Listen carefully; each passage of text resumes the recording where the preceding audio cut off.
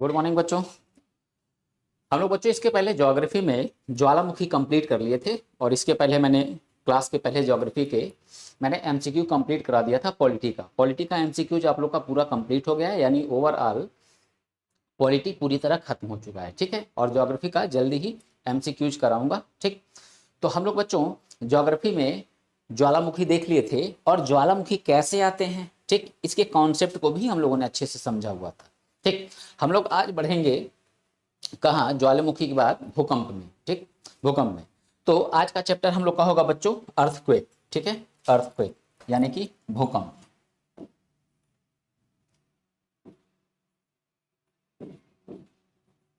भूकंप यानी अर्थक्वेक। ठीक, तो अब बच्चों बात करें हम लोग कि भूकंप भूकंप आते क्यों। तो मैंने बच्चों बताया था प्लेटों के बारे में। मैंने 3 प्रकार की प्लेटों की चर्चा की थी। ठीक है, तो 3 प्रकार की प्लेटों में मैंने बच्चों बताया था कि जो अभिसारी प्लेट है, ठीक है, अभिसारी प्लेट, उसकी गति क्या है, ऐसे सामने से आता है वो। ठीक ना, तो अभिसारी प्लेट जो होगा वो इस तरह से क्या होगा, सामने से आएगा। ठीक, और सामने से आने के बाद यहाँ क्या होता है बच्चों, सामने से आने के बाद यहाँ पे टक्कर होती है। ठीक, टक्कर होगा, तो जब टक्कर होगी उस समय तो एक तीव्र भूकंप उत्पन्न होगा ही होगा, काफी जो है ज्यादा फ्रीक्वेंसी का। परंतु परंतु वो परमानेंटली नहीं, एक बार टक्कर हुई सागरीय प्लेट महाद्वीपीय प्लेट की क्या होगा, नीचे सबडक्ट हो जाएगा। ठीक, और जब ये नीचे जाएगा तो नीचे जाने के बाद याद करो बच्चों ज्वालामुखी वाला चैप्टर, मैंने ज्वालामुखी के चैप्टर में किस तरह से बना रखा था मैंने प्लेटों को। ठीक है, किस तरह से मैंने ऐसे यहाँ प्लेटों को बना रखा था, और फिर मैंने बताया था कि यहाँ नीचे ज़्यादा समय मैं नहीं लूँगा, उस चीज़ को मैं चूंकि बता चुका हूँ। यहाँ नीचे बच्चों एस्थेनोस्फीयर है। ठीक ना, एस्थेनोस्फीयर यानी कि मैग्मा। मैग्मा, यही मैग्मा जब बाहर निकलेगा, यही मैग्मा जब बाहर निकलेगा तो ये हो जाएगा लावा। ठीक है, ये बात आप लोग पढ़ चुके हो किसमें, ज्वालामुखी के चैप्टर में। ठीक, तो ये एस्थेनोस्फीयर का पार्ट यानी मैग्मा युक्त क्षेत्र।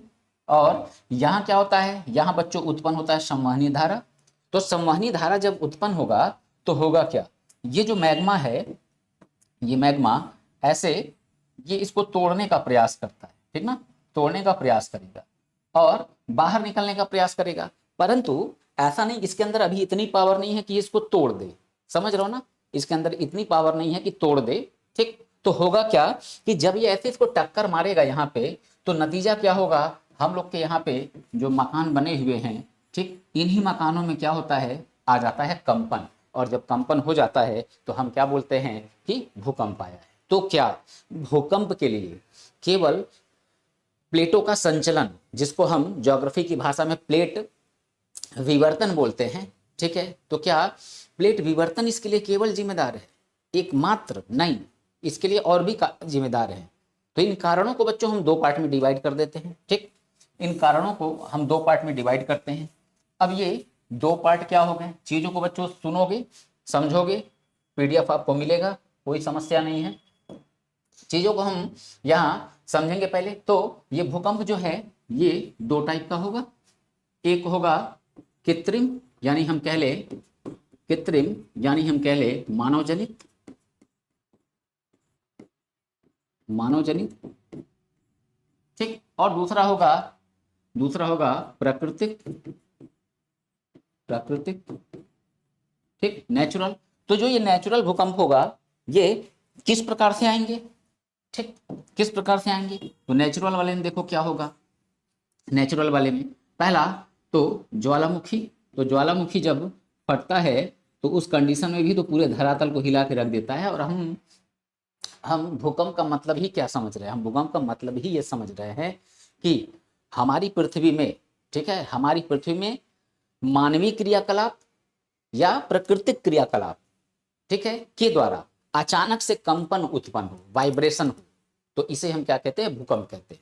समझ रहे हो, तो इसको परिभाषा के रूप में अगर लिखना होगा तो बच्चों जो वीडियो देख के नोट्स बना रहा है तो मेरी बातों को सुन के वो इसको ऐसे लिख सकता है कि जब कभी भी मानवीय या प्राकृतिक क्रियाकलापों के कारण हमारे धरातल में अचानक से कंपन उत्पन्न होता है तो इसे हम क्या कहते हैं, इसे हम कहते हैं भूकंप। तो इन भूकंप को, ठीक है, क्रियाकलापों को हम दो पार्ट में बांट सकते हैं। दो पार्ट कौन है, मानव जनित और प्राकृतिक। तो मानव जनित और प्राकृतिक कारण में देखें तो हम लोग सबसे पहले प्राकृतिक कारण देख रहे हैं। तो प्राकृतिक कारण में ज्वालामुखी, ठीक। दूसरी बात, प्लेटों का संचलन, प्लेटों का संचलन जिसको हम प्लेट विवर्तन भी बोलते हैं, ठीक। और दूसरी बात यहां देखें हम तो उल्कापिंड, उल्कापिंड जब आके गिरेगा धरातल पे तो उल्कापिंड बड़ा होता है और जब गिरेगा तो क्या होगा, पूरे धरातल में वाइब्रेशन उत्पन्न कर देगा, ठीक है। तो वाइब्रेशन जब उत्पन्न करेगा, कंपन उत्पन्न होगी, तो जाहिर सी बात है कंपन उत्पन्न होना ही क्या है, भूकंप है। कंपन उत्पन्न होना ही भूकंप है, तो उल्कापिंड से भी भूकंप आएगा। बात क्लियर, ठीक। ज्वालामुखी फटेगा, इससे भी आएगा। प्लेट का विवर्तन, इससे तो मतलब हमेशा मान के चलो लगभग इसी से होता है। यानी कि अगर हम बात कर ले विश्व के कुल भूकंप के कारणों की, तो उन कारणों में सबसे ज्यादा किससे आते हैं, तो प्लेटों के संचलन से। प्लेटों के संचलन में भी जो अभिसारी प्लेट है, जिसको हम विनाशात्मक प्लेट भी बोलते हैं, ठीक ना, जो नीचे जाके सबडक्ट होगा, ठीक। तो इन प्लेटों की वजह से भूकंप आते हैं सबसे ज्यादा, समझ रहे हो। तो कुल भूकंप का हम 95% से ज्यादा कह सकते हैं, समझ लो 95% से ज्यादा भूकंप किससे आते हैं, प्लेटों के संचलन से। दूसरी बात, मानव जनित। अब मानव जनित में क्या क्या, मानव जनित में देख लो बच्चों, मानव जनित, तो मानव जनित में बड़े बड़े बांध बनाना, ठीक ना, बड़े बड़े बांध बनाना, खनन करना, ठीक है, खनन करना, कंस्ट्रक्शन यानी बड़े बड़े बिल्डिंग निर्माण, बिल्डिंग निर्माण, बिल्डिंग निर्माण, ठीक। और परमाणु परीक्षण, परमाणु परीक्षण, जब 1998 में परमाणु परीक्षण हुआ था तो पाकिस्तान तक वहां, ठीक है, पाकिस्तान और चीन तक हिल गए थे, समझ रहे हो, वहां तक हिल गए थे। तो ये बात, तो ये हो गए बच्चों कौन से, ये मानव जनित कारण हो गए, ठीक है, मानव जनित कारण। तो कारणों को हम कितने प्रकार से बांटेंगे, दो प्रकार से, ठीक, मानव जनित और प्राकृतिक। हमें मेनली क्या देखना है, हमें मेनली देखना है बच्चों प्राकृतिक कारण। आते हैं हम लोग इसमें,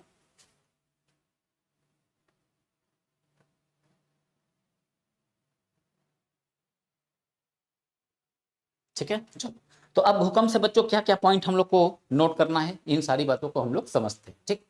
अब देखो, क्या भूकंप आने के पहले, भूकंप आने के पहले कोई ऐसा सोर्स है जिससे हमें पता चल जाए कि भूकंप आने वाला है, ठीक है, परंतु वो हमारे लिए सफिशिएंट नहीं है। क्यों सफिशिएंट क्यों नहीं है, क्योंकि उसकी टाइमिंग इतनी कम है आने से, मतलब इतना कम सेकंड में, सेकंड के पहले बताता है कि जिसका कोई वैल्यू नहीं रह जाता, समझ रहे हो। तो यहाँ क्वेश्चन क्या पूछता है, यहाँ क्वेश्चन पूछा जाता है कि भूकंप आने का संकेत कौन सी गैस देती है। तो एक गैस ऐसा है जो केवल बच्चों धरातल में पाया जाता है, ठीक, धरातल में पाया जाता है। तो धरातल में पाए जाने वाले गैस को हम कौन सी गैस कहते हैं, रेडॉन गैस। तो जब वायुमंडल में हमारे धरातल से रेडॉन गैस की मात्रा जब रिलीज होगी, ठीक, निकलेगा, तो हम क्या मानते हैं कि भूकंप आने वाला है। तो अमूमन जो है इस पे कहा जाता है कि भूकंप आने के पहले जो रेडॉन गैस निकलता है, ठीक, तो ये करीब करीब 45 सेकेंड 40 सेकेंड, बस इतना इतना पहले बस पता चलेगा। तो हम लोग अगर कहीं बहुत ऊंचे 6 माले बिल्डिंग पे अगर हैं, 40 सेकंड पहले अगर रेडॉन गैस, ठीक है, रिलीज हो रहा है, तो क्या हम उसको, हम बच पाएंगे उस कंडीशन में, नहीं, ठीक। पहली बात तो यही कि रेडॉन गैस निकला, हम जान कहाँ पाएंगे, समझ रहे हो, आम लोग जान कहाँ पाएंगे कि रेडॉन गैस रिलीज हो रहा है, समझ रहे हो। तो ये बात, तो ये सब जानकारी हमारे लिए बेकार है, समझ रहे हो। तो मगर एग्जामिनर क्वेश्चन बनाता है क्या, कि भूकंप आने के पहले कौन सा गैस वायुमंडल में उत्पन्न हो जाता है, ठीक। तो आंसर हमारा क्या होगा, आंसर हमारा होगा रेडान। तो बस इसी बात को यहाँ पे लिख देंगे, ठीक है।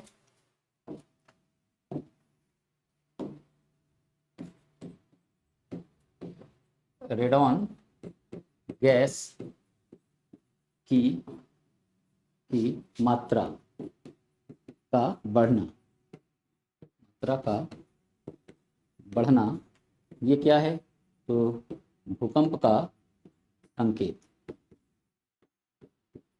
ठीक है, भूकंप का संकेत। यानी कि क्या है, भूकंप आने के पहले ये क्या कर रहा है, ये भूकंप आने के पहले की हमको जानकारी दे रहा है। ठीक, अच्छा अब देखो एग्जामिनर क्वेश्चन करता है कि भूकंप का अध्ययन, ठीक है, किस विज्ञान के अंतर्गत करते हैं, समझ रहे हो, किस विज्ञान के अंतर्गत भूकंप का अध्ययन किया जाता है, तो हम कब बच्चों क्या बोलते हैं, हम उसको बोलते हैं सिस्मोलॉजी, ठीक ना, सिस्मोलॉजी।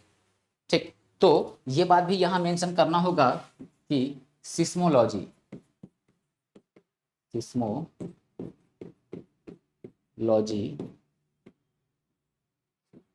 सिस्मोलॉजी के अंतर्गत, सब शॉर्ट में होगा बच्चों, अंतर्गत भूकंप का,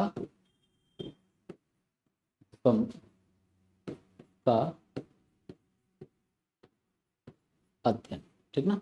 तो सिस्मोलॉजी जो है इससे हम क्या करते हैं, भूकंप का अध्ययन करते हैं। ठीक, अब बात करें बच्चों, जो भूकंप आता है तो उन भूकंपी तरंगों का मापन हम किससे करते हैं, उसको मापने वाला यंत्र क्या है, समझ रहे हो। तो यहाँ एक कंफ्यूजन है, मैं उस कंफ्यूजन को यहाँ क्लियर करता हूं, ध्यान से सुनना। भूकंप मापी जो यंत्र है, ठीक ना, भूकंप मापी यंत्र, ठीक है, भूकंप मापी यंत्र, ये क्या है, सिस्मोग्राफ, ज्यादा बच्चे जानते ही होंगे, बहुत बेसिक बात है। सिस्मोग्राफ, सिस्मोग्राफ है, परंतु बच्चों ध्यान रखना, ये जो सिस्मोग्राफ है यहां एग्जामिनर क्या करेगा, हिंदी और इंग्लिश का फायदा उठाएगा, समझ रहे हो।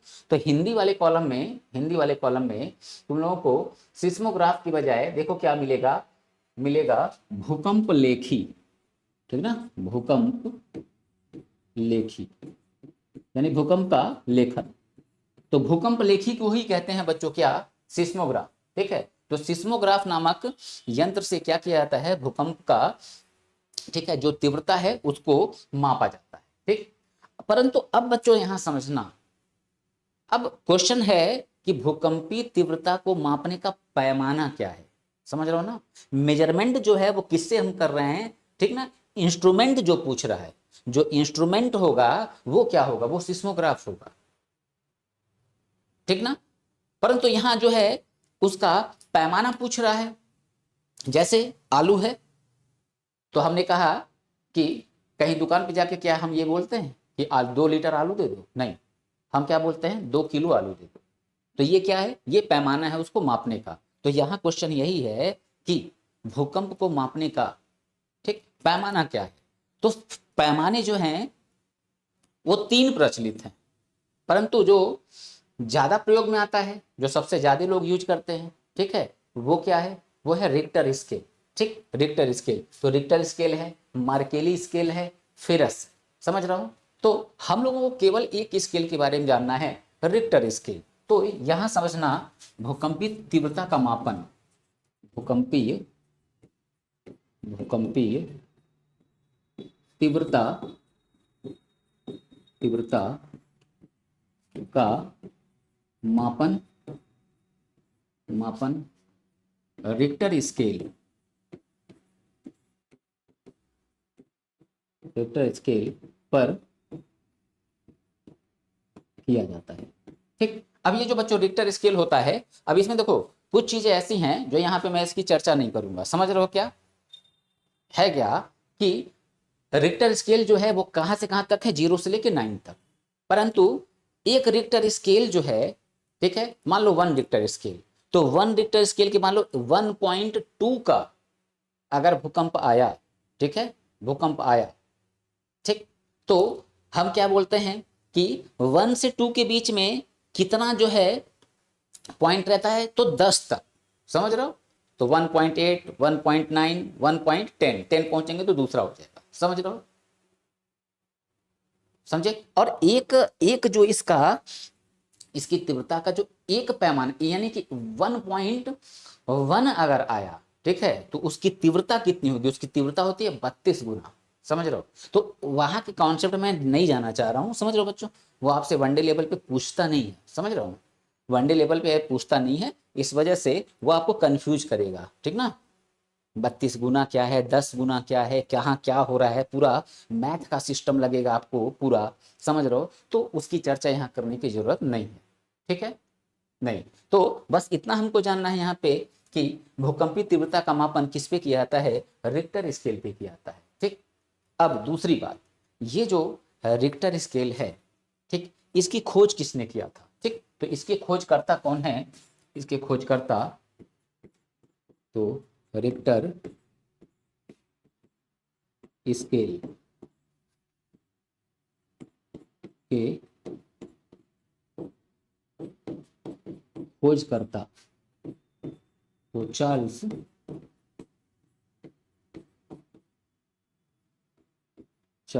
रिक्टर। समझ रहे हो ना? इसके खोजकर्ता कौन हो गए बच्चों? इसके खोजकर्ता हो गए चार्ल्स रिक्टर। ठीक है, चलो इसका स्क्रीनशॉट ले लो।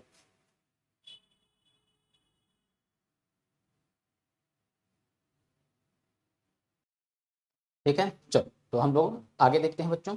तो अब देखो कुछ बातों को हम लोग और जरा देखें। अब जैसे बच्चों देखो है क्या, जैसे जैसे किसी भी स्थान पर मान लो भूकंप आया, मान लो एक जगह भारत, मान लो भारत में भूकंप आया। भारत में कहाँ कहाँ आया? जम्मू कश्मीर, हिमाचल प्रदेश, उत्तराखंड, उत्तर प्रदेश। ठीक, और फिर पाकिस्तान में आया है, लाहौर, मुल्तान, समझ रहे हो? ऐसे करके अफगानिस्तान पहुंच जाओ, काबुल वगैरह सब। ठीक, अब जो है ये मान लो भूकंप आया हुआ है।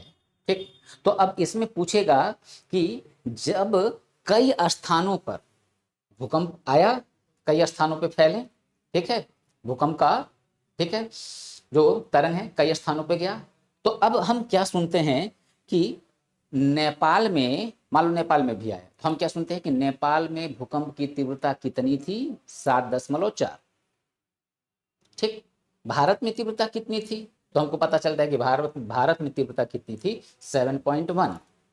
तो अब समझना, भारत में तीव्रता 7.1 थी, तो भारत में क्या हर जगह 7.1 था? तो पता चलता है नहीं। कहाँ कहाँ था 7.1? तो यूपी, बिहार, उत्तराखंड, हिमाचल प्रदेश, इन 4 जगहों पे ऐसे समझ ले। ठीक है, यूपी, बिहार, उत्तर प्रदेश, ठीक है, हिमाचल प्रदेश। ठीक है, यूपी, बिहार, उत्तराखंड और हिमाचल प्रदेश। ठीक, और भूकंप कहाँ और आए हुए हैं? तो मैंने यहाँ कहा पंजाब, गुजरात, राजस्थान। ठीक, यहाँ मैंने कहा पाकिस्तान, अफगानिस्तान। ठीक, ये है बोर्ड पे, समझो। अब समझना जरा, देखो है क्या कि ये चारों, समझ रहे हो ना, ये चारों यूपी, बिहार, उत्तराखंड और हिमाचल प्रदेश, तो ये जो 4 जगह हैं, यहाँ पे पता क्या चला, चारों जगह के चारों राज्यों को लोगों ने भूकंप की तीव्रता कितना मापा, कितना देखा? 7.1। मगर हम यहाँ क्या देख रहे हैं, ये मान लो एरिया कोई, ठीक है, ये एरिया, या हम पूरा यहाँ तक अफगानिस्तान तक पहुंच जाएं, कुछ इस तरह। तो पता क्या चला, यहाँ पे भूकंप की तीव्रता कितनी है? 7.4। 7.4। ठीक, तो अब क्वेश्चन पूछता है कि कई स्थानों पर भूकंप की तीव्रता, ठीक है, तीव्रता जब समान होगी, ठीक है, या एक ही तीव्रता के भूकंप होंगे, यानी कि 5, 7, 8, 3, 2 ऐसे स्थान हैं जहां पे 7.1 ही है, और कुछ स्थान ऐसे हैं जहां पे 7.4, और कुछ स्थान है जहां पे 7.8। तो जहां जहां 7.8 है, जहां जहां 7.1 है, ठीक, तो ये जो रेखा है, ठीक है, ये जो रेखा है, इस रेखा को हम क्या बोलेंगे? ठीक ना, यानी कि समान भूकंपीय, समान समान भूकंपीय भूकंपीय तरंगों वाले रेखा को क्या बोलते हैं? तो समान भूकंपीय तरंगों के रेखा वाले क्षेत्र को हम क्या बोलते हैं? ठीक है, सहभूकंपी रेखा। ठीक है, तो यहां लिख देंगे भूकंपीय रेखा। ठीक है, सहभूकंपीय रेखा। ठीक है, तो ये बात बच्चों काफी इंपॉर्टेंट है, समझ रहे हो ना, सीजल वगैरह में जो है यहां से क्वेश्चन आ जाते हैं। ठीक है,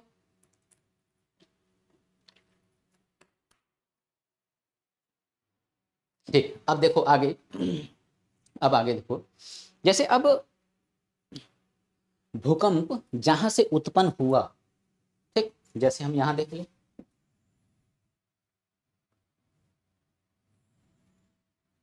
ठीक है, मान लो भूकंप बच्चों, मान लो यहां से भूकंप उत्पन्न हुआ, ठीक है, भूकंप यहां से उत्पन्न हुआ। तो भूकंप जब उत्पन्न होता है तो हमेशा याद रखना, ये सबसे पहले, ठीक है, ऊपर की तरफ जाएगा चारों दिशा में, ठीक ना, ये नीचे ऊपर सब जगह जाएगा, परंतु ये सबसे नजदीक जो है ये 90 डिग्री के कोण पे, ठीक है, 90 डिग्री का, ठीक ना, ये सबसे पहले कहाँ पहुंचेगा, यहाँ पहुंचेगा, उसके बाद ये यहाँ, फिर यहाँ, फिर यहाँ, समझ रहे हो, ये इस तरह से, समझ रहे हो, तो ये कुछ इस तरह से भूकंप आएगा। तो अब एग्जामिनर इसमें हमसे क्वेश्चन क्या पूछता है, हमसे क्वेश्चन करता है कि ये जो क्षेत्र है, ठीक है, जहां पे भूकंपी तरंगे उत्पन्न हो, ठीक, भूकंपी तरंगे उत्पन्न हो, तो भूकंपी तरंगे जहां से उत्पन्न हो उसको हम क्या कहते हैं, उसको हम कहते हैं बच्चों भूकंप, भूकंप मूल, भूकंप मूल, यानी कि हम कह लें इसको फोकस, ठीक है, फोकस। और मनुष्य सबसे पहले जहां भूकंपी तरंगों को महसूस करता है, महसूस करना मतलब क्या, कि हम हैं अपने धरातल पे, धरातल के अंदर, ठीक है, जहां से भूकंप की उत्पत्ति हो रही है, ठीक ना, मैग्मा जहां से रिलीज हुआ, तो पर्टिकुलर वो स्थान, धरातल के अंदर वो स्थान क्या कहलाएगा, धरातल के अंदर का वो स्थान क्या कहलाएगा, भूकंप मूल यानी फोकस, समझ रहे हो। और फिर जब ये निकलेगा धरातल के अंदर से, जब ये ऊपर आएगा तो भूकंपी झटके हमको महसूस होंगे, कंपन होगा ना हमारे धरातल का, मकान हिलेंगे ना, ठीक, तो जहां पे सबसे पहले ये महसूस किया जाएगा, ठीक, उसको क्या बोलेंगे, उसको हम बोलते हैं बच्चों ईपी सेंटर यानी भूकंप अधिकेंद्र, ईपी सेंटर भूकंप अधिकेंद्र, इसको हम क्या बोलेंगे बच्चों, इसको हम बोलेंगे भूकंप अधिकेंद्र। तो यहाँ बच्चों ये क्वेश्चन आपसे पूछे जाते हैं, ठीक है, ये क्वेश्चन आपसे पूछे जाते हैं। तो इसका आप डायग्राम जो है इसका स्क्रीनशॉट ले लो, ठीक है, इसका स्क्रीनशॉट ले लो।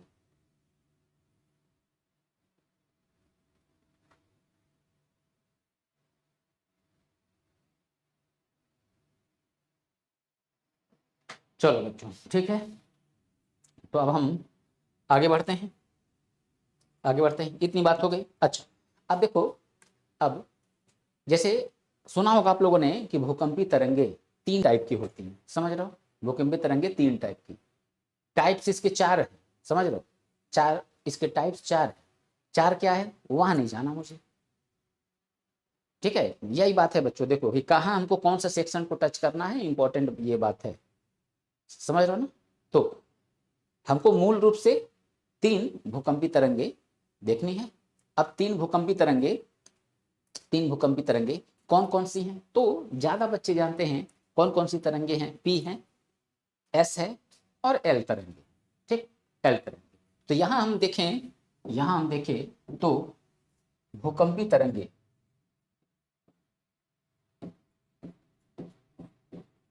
भूकंपीय तरंगे 3 प्रकार की, 3 प्रकार की होती हैं, ठीक है, 3 प्रकार की होती हैं। तो सबसे पहले कौन हम देखें, तो सबसे पहले हम देखेंगे प्राथमिक तरंग, प्राइमरी वेव्स, प्राथमिक तरंग, ठीक है, यानी पी वेव्स, ठीक है, यानी प्राइमरी, ठीक, प्राइमरी वेव्स। अब ये प्राइमरी वेव्स क्या है, ठीक है, सेकेंडरी वेव्स क्या है यानी एस तरंग क्या है, और एल, ठीक है, जिसको हम कहते हैं लव वेव्स, ठीक है, लव वेव्स।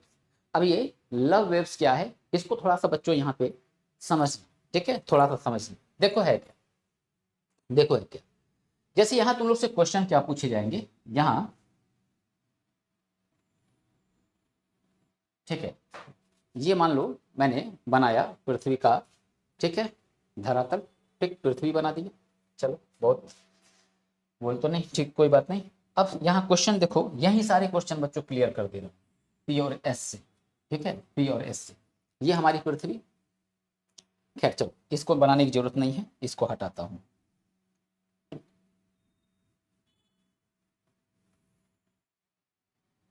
ठीक है, चलो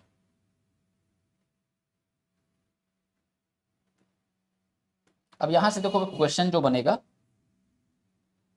ठीक है, चलो अब देखो है क्या बच्चों, जैसे कि भूकंप मान लो, भूकंप भूकंप यहां से उत्पन्न हुआ। तो अब ये देखो, ये बीच में क्रोड वाला पार्ट है, ठीक ना, क्रोड वाला पार्ट। ये क्रोड वाला पार्ट जो है दो भाग में बटा है, बाह्य कोर, इनर कोर। ठीक, पृथ्वी की आंतरिक संरचना, ये अलग से चैप्टर है, पढ़ाऊंगा। ठीक, कुछ छूटेगा नहीं, टेंशन नहीं लेना है। ठीक है, बाह्य कोर और आंतरिक कोर। आंतरिक कोर जो है वो ठोस भाग में, जो बाह्य कोर है वो लिक्विड फॉर्म में। ठीक, तो अब देखो है क्या कि जब जब यहाँ कलर चेंज करना पड़ेगा वरना क्लियर नहीं होगा बात। ठीक है, अब ये मान लो भूकंप की उत्पत्ति बच्चों यहाँ हुई इस स्थान से, तो ये भूकंप सबसे पहले कहाँ पहुंचेगा, 90 डिग्री पे। ठीक है, 90 डिग्री पे। अब ये इधर भी जाएगा, इधर भी, इधर भी, इधर भी, और ये इधर भी, और ये इधर, यहाँ। ठीक, यहाँ। अब समझ लो, अब समझ लो, देखो है क्या, पी एस और एल, पी एस और एल, ये तीन तरंग हमारे सामने हैं। समझ रहे हो, तीन तरंग हमारे सामने है। अब देखो क्वेश्चन है, कौन सी ऐसी तरंग है, कौन सी ऐसी तरंग है जो ठोस द्रव गैस, ठोस द्रव गैस तीनों में गमन कर सकते हैं। यानी कि जब भूकंप की उत्पत्ति होगी तो जो इसकी तरंगे जो तीन टाइप की हैं, इन तीन टाइप की तरंगों में कौन सी ऐसी तरंग है जो ये लिक्विड वाला जो पार्ट है, समझ लो, जो लिक्विड वाला पार्ट है, इस लिक्विड वाले पार्ट में भी आएगा और इसको पार करके ये धरातल के दूसरे हिस्से में, ठीक ना, यहाँ इधर पहुंच जाएगा। समझ लो, यहाँ पहुंच जाएगा। तो अब समझना, अब समझना, तो देखो है क्या, तो जो पी तरंग है, पी तरंग ये ठोस द्रव गैस, ठीक है, पी तरंग जो है ठोस द्रव और गैस, ठीक है, तीनों में गमन करता है, यानी चलता है, गति करता है, ठीक ना, तीनों में गमन करता है।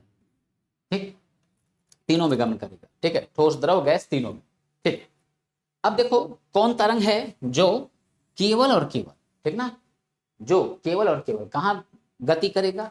ठीक है, तो ये गति करेगा ठोस में। समझ रहे हो, ठोस में तरल क्षेत्र इसको मिलेगा, तो फिर क्या होगा, ये उसको पार नहीं कर पाएगा। ठीक ना, ये उसको पार नहीं कर पाएगा। तो जब एस तरंग, ठीक है, लिक्विड पार्ट में पहुंचता है तो ये विलीन हो जाता है, उसको पार नहीं कर पाता है। समझ रहे हो, तो पार नहीं कर पाने के कारण ये जो एस तरंग है, इसी तरंग की वजह से हमें पृथ्वी के अंदर ये पता चल पाता है कि कोई एक क्षेत्र ऐसा है, ठीक, कोई एक क्षेत्र ऐसा है जहां पर मैग्मा का क्षेत्र है। समझ रहे हो ना, यानी कि पृथ्वी के हमारे अंदर धरातल के बीच में, ठीक ना, कोर वाले पार्ट में, यानी क्षेत्र ऐसा है जहां पे तरल अवस्था में कुछ कोई चीज विद्यमान है, तो हम उसको क्या बोलते हैं, मैग्मा है। समझ रहे हो, मैग्मा है। तो समझ लो, तो अब एस तरंग जो होगा ना, एस तरंग ये जब निकलेगा ना, तो ये देखो इधर तो आ जाएगा, इधर चला जाएगा, परंतु ये लिक्विड वाले पार्ट को पार करके नहीं आ पाएगा। परंतु जब पी रहेगा तो क्या होगा, तो पी रहेगा तो बच्चों देखो ये क्या होगा, पी ये ऐसे इधर भी आ जाएगा, ये इधर पार कर लेगा, इधर पार कर लेगा, यहां पार कर लेगा, यहां पार कर लेगा। ठीक, परंतु अब थोड़ा सा यहाँ पे थोड़ा सा एक बात मैं बता दूं, यहाँ 100, रुको, हाँ ठीक है, 105 डिग्री से यहाँ लिख देंगे 145, 145,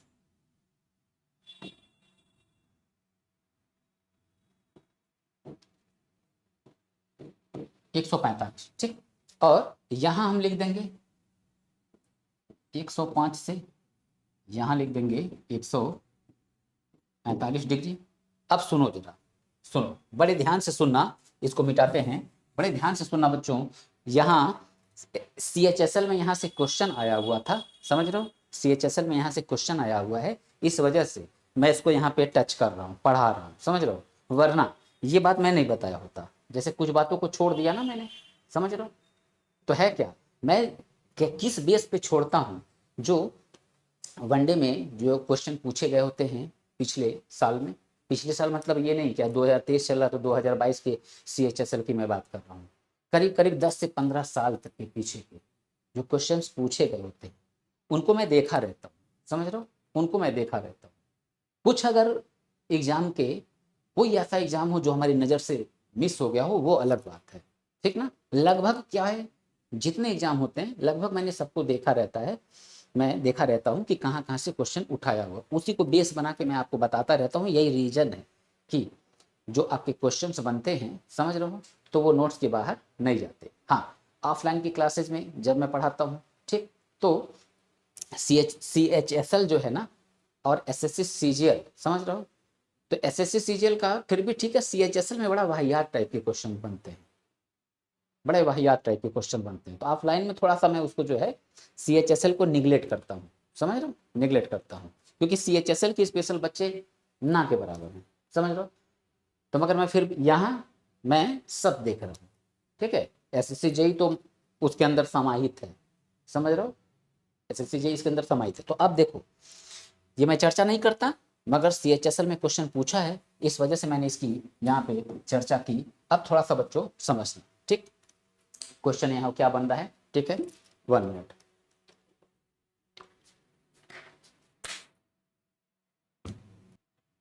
ठीक है, देखो, तो अब देखो यहाँ पे बच्चों क्या है, जब पी तरंग देखो, ठोस द्रव गैस तीनों में गमन तो करता है, परंतु 105 से 105 डिग्री से लेके 145 डिग्री तक, ठीक ना, 105 डिग्री से 145 डिग्री तक का क्षेत्र ऐसा है जहां पे पी तरंग नहीं पहुंच पाता। समझ गए बात को, समझना, यहाँ पे क्या होगा, यहाँ पे ये पूरा क्षेत्र, ठीक ना, ये पूरा व्हाइट वाला क्षेत्र, ये क्या हो गया, ये पी तरंग यहाँ पे नहीं पहुंच पाएगा। तो जब पी तरंग यहाँ और यहाँ, ठीक है, पी तो लिख दे नो, ठीक ना, नो, पी नो, यानी कि पी तरंग जो है यहाँ पे नहीं आ सकता। अब पी तरंग यहाँ पे नहीं आएगा, समझ रहे हो, पी तरंग यहाँ पे नहीं आएगा, तो ये क्षेत्र पूछता है पर्टिकुलर क्या कहलाता है, ठीक, तो ये क्षेत्र कहलाएगा बच्चों, ये क्षेत्र कहलाएगा earthquake shadow zone, earthquake shadow zone, यानी कि छाया भूकंप छाया क्षेत्र, ठीक। और इसको हम लिख देंगे पूर्ण पूर्ण छाया पूर्ण छाया क्षेत्र, ठीक है, ये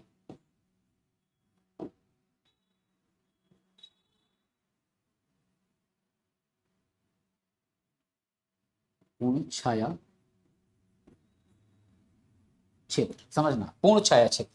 अब कहोगे सर पूर्ण छाया क्षेत्र, बस ध्यान से सुनते जाओ बच्चों, समझ में आ जाएगा, ठीक ना, एकदम कंसंट्रेट रहो, एकदम क्लियर हो जाएगा, कोई परेशानी नहीं होगी समझने, ठीक है। तो 105 से लेके यहाँ 145 तक और इधर 105 से 145 तक, ये डेटा बच्चों ऊपर नीचे होता रहता है, याद रखना, समझ लो ना, कहीं 103 से 143 मिल जाएगा, 100 से 140 मिल जाएगा, हो सकता है, परंतु ये डेटा मैं जो बता रहा हूँ ये NCERT का डेटा मैं दे रहा हूँ, ठीक ना। तो जब कभी विवाद होता है किसी भी डेटा पे तो अंतिम रूप से बात मानी जाती है NCERT की, तो आप NCERT चेक कर लेना, यही डेटा दे रखा है, ठीक। तो ये जो क्षेत्र है, अब ये क्या हो गया, ये शैडो जोन, तो अर्थ क्वेक शैडो जोन, ESJ, ठीक ना, अर्थक्वेक शैडो जोन, ये क्या कहलाएगा, अर्थक्वेक शैडो जोन। परंतु अब बच्चों यहाँ पे ध्यान देने योग्य बात है, ध्यान देने योग्य बात क्या है, अब क्वेश्चन पूछेगा कि पी भूकंप का छाया क्षेत्र कहां से कहां तक, अब क्वेश्चन बनाएगा कहां से कहां तक, ठीक। अब 100 डिग्री से 103 तक, ठीक है, या 100 से ठीक 140 तक, ठीक 105 से 145 तक, ठीक है। तो ऐसे बच्चों क्वेश्चन बनेंगे। हमारा सबसे ऑथेंटिक आंसर क्या होगा, 105 डिग्री से 145 डिग्री तक, ठीक है, 145 डिग्री। तो यहां तक जो है जो क्षेत्र होगा वो पी तरंग का छाया क्षेत्र होगा, भूकंप छाया क्षेत्र होगा, और इसको हम कहते हैं पूर्ण छाया क्षेत्र।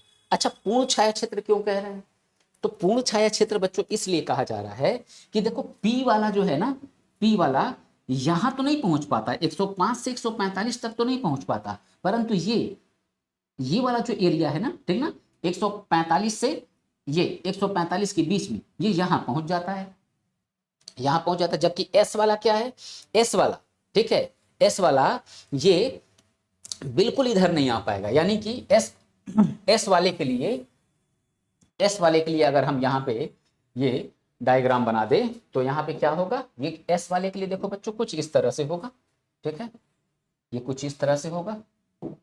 अब यहाँ क्या होगा, ये इधर गया, इधर,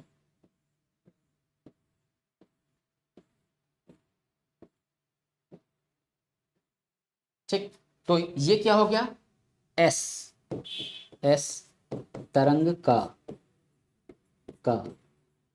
छाया, एस तरंग का, बार बार गलत हो रहा है, एस तरंग का छाया क्षेत्र, ठीक, तो ये हो जाएगा एस शैडो जोन, ठीक है, एस तरंग का छाया क्षेत्र। और ये क्या है, ये पी तरंग का छाया क्षेत्र, और इसी को हम कहेंगे, ठीक है, इसी को हम कहेंगे पूर्ण छाया क्षेत्र। क्यों बोलेंगे पूर्ण छाया क्षेत्र, सबको लग रहा होगा कि सर पूर्ण छाया क्षेत्र तो यहाँ है, समझ रहे हो ना, सब लोग सोच रहे हो कि सर पूर्ण छाया क्षेत्र तो यहाँ दिख रहा है, ऐसा नहीं है, बात को थोड़ा समझना, ठीक ना, बात को समझना। मैं क्या कह रहा हूँ, मैं यहाँ ये कहने का प्रयास कर रहा हूँ कि यहाँ देखो इस वाले एरिया में तो पी आ गया ना, परंतु यहाँ पे ना पी आया ना एस आया, समझ रहे हो, ना पी आया ना एस आया, इसलिए इसको क्या बोलते हैं, पूर्ण छाया क्षेत्र। ठीक, इतनी बातें बच्चों हम लोगों को याद में रखनी है, ठीक है। तो SSC JE, SSC CGL, CHSL, ठीक, वहां पे इस टाइप के क्वेश्चन बन रहे हैं, तो मैंने देखो यहाँ पे इसकी चर्चा कर ली, ठीक। अब इसका स्क्रीनशॉट निकालो और डेटा वाइज पीएसएल, ठीक है, डेटा वाइज इससे क्या क्वेश्चन है हम उस पे आते हैं, ठीक है। चलो अब हम देखते हैं आगे पॉइंट। तो अब देखो बच्चों, हम पी से चीजों को देख लें। तो सब शॉर्ट में बच्चों यहाँ पे जैसे ये समस्या नहीं लेना है कि सर कुछ लंबा चौड़ा लिखने जा रहे हैं क्या, ऐसा कुछ नहीं है, लंबा चौड़ा मैं जो है कुछ लिखने नहीं जा रहा हूँ, बात समझ रहे हो। तो एक तो सब टू दी पॉइंट चीजों को समझ रहे हो शॉर्ट। तो पी तरंग जो है इसमें लिखेंगे, इसकी एक पहचान क्या है, ये सबसे तेज, यानी कि सिस्मोग्राफ जो है उसमें उसमें सबसे पहले किस तरंग का पता चलता है, तो पी तरंग का, ठीक है, क्योंकि स्पीड इसकी क्या है, सबसे तेज है। परंतु क्या यह विनाशकारी है, नहीं है। क्यों नहीं विनाशकारी है, क्योंकि धरातल के काफी अंदर, समझ लो ना, धरातल के काफी अंदर ये आता है, ठीक है। तो सबसे तेज दूसरी बात सबसे तेज, ठीक, धरातल की काफी काफी गहराई में, ठीक, तो काफी गहराई कितना, तो हम करीब करीब 250 कह लें, 250 से 300 किलोमीटर, ठीक। तो ऊपर आते आते इसकी कंपन जो है वो क्या होती है, खत्म हो जाती है, इसका वाइब्रेशन जो है, उसका प्रभाव जो है वो खत्म हो जाता है। इसलिए यह मानव के लिए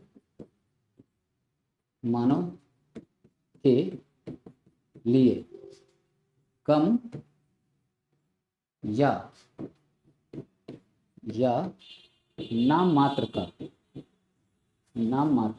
का नुकसानदायक, ठीक है, नाम मात्र का ये क्या होगा, नुकसानदायक होगा, ठीक है बच्चों। दूसरी बात, ठोस, द्रव तथा गैस, तीनों में गमन। ठीक है, लाइन पूरा लिख नहीं रहा हूं, तीनों में गमन करेगा, यानी कि क्या होगा, ये तीनों में चलेगा। ठीक है, तीनों में चलेगा। और इसे हम प्राथमिक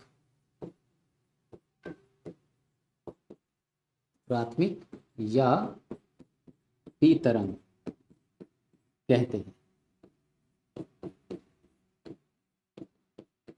ठीक है, तो ये पी से बच्चों कुछ बात था, इसको उतार लो।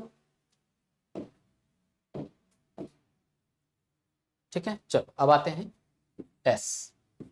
इसको हम क्या बोलते हैं, सेकेंडरी वेव्स, यानी द्वितीयक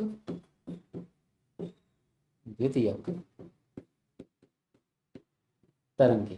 ठीक ना, सेकेंडरी वेव्स यानी द्वितीयक तरंगे। ठीक, अब देखो इसमें क्या बात है, तरल में गमन नहीं करेगा।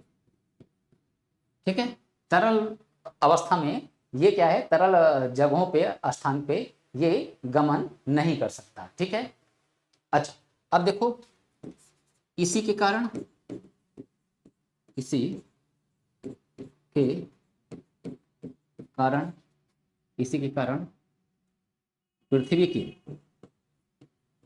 पृथ्वी के कोर भाग का द्रवित मतलब द्रवित अवस्था में होने का पता चलता है। यहाँ लाइन थोड़ा पूरा करना पड़ा। ठीक है, पता चलता है। ठीक, इससे बच्चों इतनी बात हमको याद रखनी है। ठीक, अच्छा अब आते हैं अगले पे, स्क्रीनशॉट ले लो। अब आते हैं एल तरंग। एल, अच्छा एल तरंग है तो इसको हम लोग धरातलीय तरंग भी बोलते हैं। ठीक, मगर एल किस लिए पड़ा, एल इसलिए पड़ा कि इस तरंग की खोज एडवर्ड हफ लव नामक साइंटिस्ट ने किया था। इस वजह से हम इसको क्या बोलते हैं, हम इसको बोलते हैं एल तरंग। समझ रहे हो, तो लिखेंगे इसको धरातलीय सरफेस वेव्स। ठीक है, धरातलीय तरंगे। ठीक है, तो अब ये सरफेस वेव्स जो है इसके बारे में जाने, तो पहली बात इसकी खोज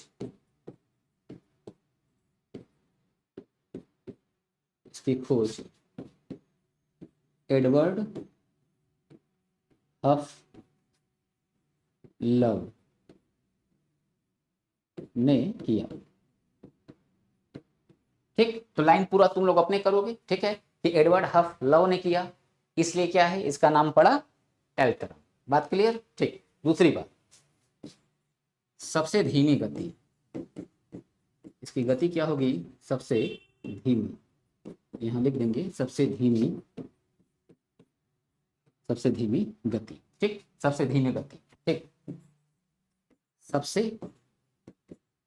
सबसे विनाशकारी तरंग। अब ये तरंग क्या है बच्चों, ये धरातलीय तरंग है। मतलब सिंपल सा है कि ये तरंग जो होगा, ये बच्चों कुछ इस तरह से यहाँ ऐसे चलेगा, सरफेस पे चलेगा। समझ रहे हो ना, इधर ऐसे चलेगा। ठीक है, ये ऐसे चलेगा। ठीक, और धरातल की ये गहराई में नहीं होगा। समझ रहे हो ना, धरातल की गहराई में नहीं होगा। ठीक है, यह बहुत गहराई में नहीं होता है। ठीक है, सबसे विनाशकारी है, यानी कि मानवों को सबसे ज्यादा, ठीक है, सबसे ज्यादा नुकसान किससे होता है, तो मानवों को सबसे ज्यादा नुकसान जो है इसी एल तरंग, जिसकी खोज एडवर्ड हफ लव ने किया है। ठीक है, इससे होता है। बात इतनी क्लियर। ठीक है, स्क्रीनशॉट लो। ठीक है, चलो अब देखो, अब यहाँ कुछ बातों को जाने बच्चों, ठीक है। अब हम लोग को देखना है भूकंप का क्षेत्र, ठीक ना। ये वही क्षेत्र है जहाँ पे ज्वालामुखी का क्षेत्र मैंने समझाया था। तो जो ज्वालामुखी का क्षेत्र है वही क्या है, भूकंप का भी क्षेत्र है, समझ रहे हो। तो अब देखो, भूकंपों में एक शब्द आता है सामान्य भूकंप। सामान्य भूकंप किसे कहते हैं, समझ रहे हो।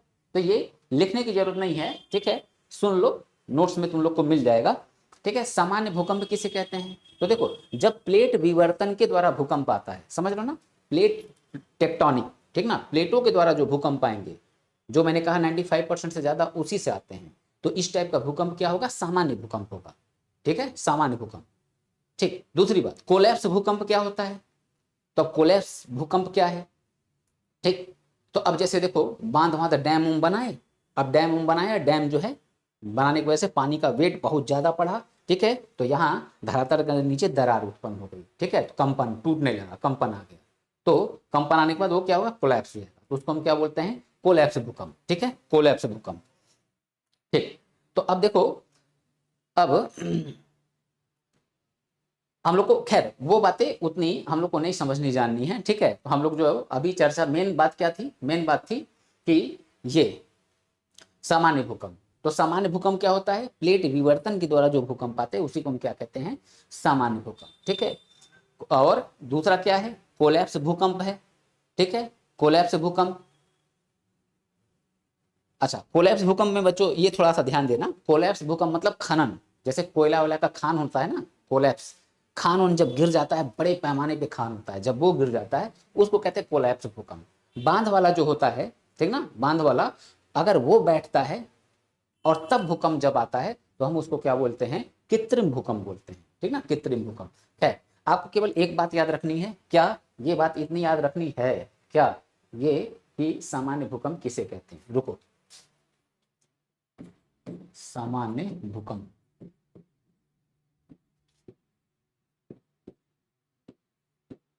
सामान्य भूकंप, ठीक है। तो लिख देंगे प्लेट विवर्तन द्वारा, प्लेट विवर्तन, प्लेट विवर्तन द्वारा। तो प्लेट विवर्तन द्वारा जो भूकंप आएगा उसको हम क्या बोलते हैं, उसको हम बोलते हैं बच्चों सामान्य भूकंप, ठीक। ये बात इतनी हो गई। अब भूकंप का जो क्षेत्र होता है, ठीक ना, अर्थक्वेक बेल्ट जो है उसको हम लोग थोड़ा समझा जाएगा, ठीक। जहां मैंने एक बार बच्चों समझाया था हम लोग को, रुको जरा देखते हैं, हाँ है, मैप में है, ठीक ना। ये देखो, मैंने तुम लोग को ज्योग्राफी में जब मैंने पढ़ाया था वोल्केनो, तो वोल्केनो वाले में बच्चों मैंने बताया था कि ये पैसिफिक, सरकम पैसिफिक बेल्ट जो है, ठीक ना, सरकम पैसिफिक बेल्ट, इसको मैंने तुम लोग को समझाया था। तो यहाँ के किनारे पे, समझ रहे हो ना, यहाँ के किनारे पे सबसे ज्यादा, यहाँ पे सबसे ज्यादा भूकंप भी आएगा, समझ रहे हो, सबसे ज्यादा भूकंप भी आएगा, और सबसे ज्यादा यहाँ पे ज्वालामुखी भी फटेंगी, और पर्वत निर्माण की जो प्रक्रिया है वो भी बच्चों यहाँ होगी, ठीक ना, हम लोग पर्वत निर्माण में देखा जाएगा, तो पर्वत निर्माण की जो प्रक्रिया होगी वो भी यहीं होगी, समझ रहे हो। तो ये जो क्षेत्र है इसको हम क्या कहते हैं, इसी को कहते हैं हम ring of fire, ring of fire, अग्नि वलय, रिंग ऑफ फायर, ठीक ना, अग्नि वलय, ठीक। तो अब भूकंप की बात करें, अब भूकंप की, तो भूकंप, अब सुनो जरा ध्यान से सुनो, ठीक, ठीक है, ध्यान से सुनो, अग्नि वलय, ये रिंग ऑफ फायर का सुनो।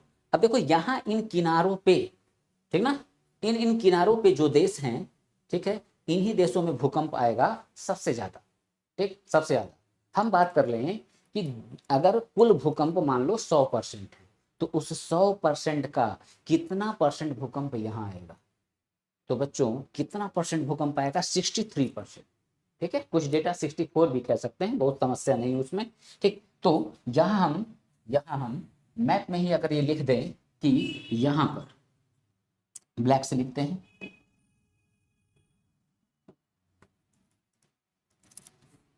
यहाँ पर इसी में लिख देते हैं, यहाँ पर कुल कुल भूकंप का लगभग लगभग 63%, ठीक है, 63% भूकंप भूकंप आता है, ठीक है, 63% भूकंप यहीं आएगा। अब इसमें हम बात कर लें तो देश कौन कौन से होंगे, ठीक है, देश कौन कौन से होंगे। अच्छा, मैं लिख नहीं रहा हूं, बस बच्चों इसको सुन लेना और सुनो, देखो सुन लेना। और अगर तुम लोग एटलस ले लो ना, समझ रहे हो, तुम लोग ऑक्सफोर्ड एटलस आता है, इंग्लिश वाला लेना, ठीक ना, ऑक्सफोर्ड एटलस ले लो तो तुम लोग को बहुत फायदा मिलेगा, समझ रहे हो, बहुत फायदा मिलेगा। और अगर ऑक्सफोर्ड एटलस ले लेना, कमेंट बॉक्स में सब लोग मुझे बताना कि हाँ सर हम लोगों ने लिया है। तो अगर ऑक्सफोर्ड एटलस लिया है तो मैं तुम लोग को मैप का वर्क कराऊंगा, समझ रहे हो, मैप का वर्क कराऊंगा, वो तुम लोग को बहुत फायदा देगा, बहुत फायदा देगा। एसएससी जेईई जो है बहुत छोटी चीज हो जाएगी ज्योग्राफी में, ठीक है, बिल्कुल समस्या नहीं होगी, ठीक है, मगर उतना मेहनत करो तब, ठीक है, मैं अपना डेडिकेशन दिखा रहा हूँ, तुम मत दिखाओ तो फिर मेरे मेहनत करने का फिर कोई मतलब नहीं है ना, पेपर तुम लोग को देना, मुझे तो देना नहीं है, ठीक है, ये बात। तो ले लो तो फिर बताना, ठीक है, तब मैं जो है और चीजें आगे बताऊंगा। तो अब देखो 63% भूकंप आता है। अब एरिया तुम लोग से मान लो लगे पूछ लें, याद करने की जरूरत नहीं है, बस ये लोकेशन अगर तुम लोग को याद है, लोकेशन याद है मैप में, बस इस मैप में क्या, गूगल जाओ, गूगल में जो है सरकम पैसिफिक बेल्ट, ठीक है, सरकम पैसिफिक बेल्ट, बस इसी को जो है टाइप कर दो, आ जाएगा, आ जाएगा, समझ रहे हो। उसके बाद से उसके किनारे के जो कंट्रीज हैं उनको देख लो। अब जैसे कौन कौन, जापान, चिली, फिलीपींस, ठीक है, पेरू, मैक्सिको, अलास्का, ये सब क्या है, ये इसी बेल्ट में है, समझ रहे हो ना, ये इसी बेल्ट में, ठीक, इसी बेल्ट में सब, जापान इधर, समझ रहे हो, जापान इधर। तो ये बात, बस इतना करना है। तो अब यहाँ लिखने की जरूरत नहीं है, खुद चेक कर लेना, पीडीएफ में लिखा ही है, ठीक, यहाँ बोर्ड पे लिखने का कोई बहुत मुझे मतलब नहीं समझ में आ रहा, ठीक। अच्छा आगे देखें जरा, आगे देखें। अच्छा, फिर देखो मैंने बच्चों बताया था कि मिड कॉन्टिनेंटल बेल्ट बताया था, ठीक ना, मिड कॉन्टिनेंटल बेल्ट, जो देखो यहाँ से नॉर्वेजियन, ये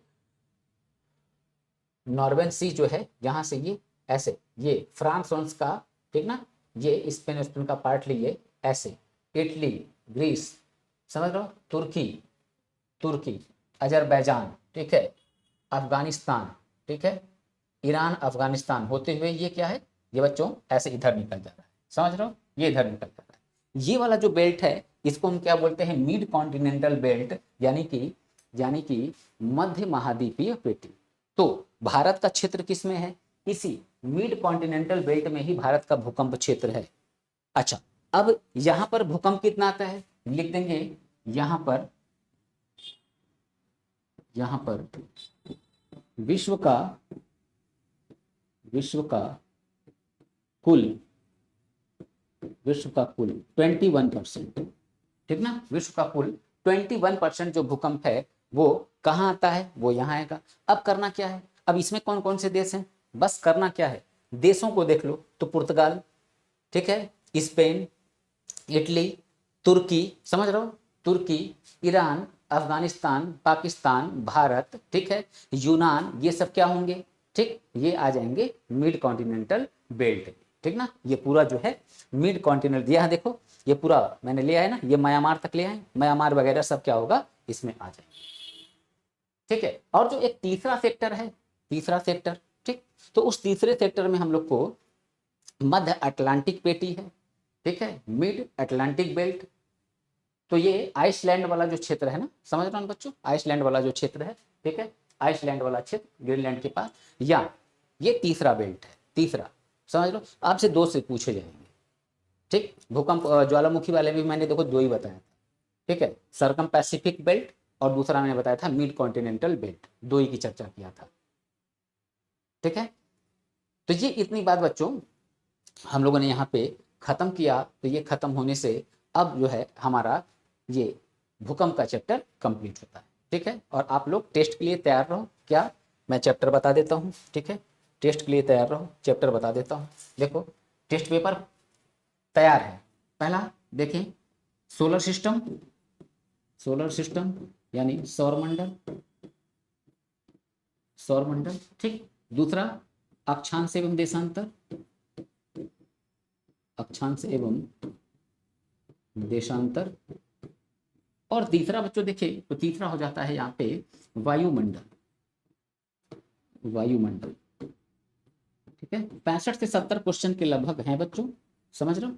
तो ये 3 चैप्टर अभी से तैयार रखो, जब टेस्ट होगा तो याद रखना मैंने क्या बोला है, 65 क्वेश्चन अगर मैंने कहा है, ठीक। तो 65 क्वेश्चन के लिए पहले से क्या है, अपना बना लो 1 2 3 4 करके, 1 के सामने ऐसे, कैसे बना लो, ऐसे 1, ठीक, 2